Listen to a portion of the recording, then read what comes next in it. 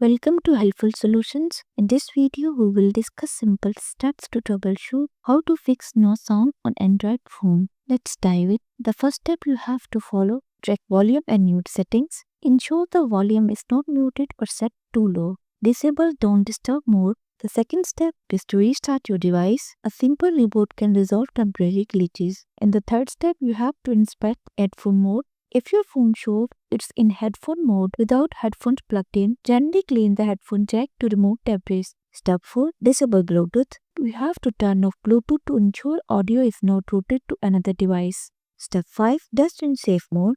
Booting in safe mode can help identify if third-party apps are causing the issue. If sound works in safe mode, uninstall recently added apps. Step 6. Clear app cache. If you have to navigate to settings, open apps and then open storage and clear cache.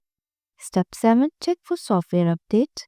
You have to go to settings, open system settings, open system update to ensure your device is up to date. Step 8. Factory reset. If all else fails, backup your data and perform a factory reset. And there you have it. If you found my video helpful, please like, share and subscribe to my channel for more practical tips. Thanks for watching.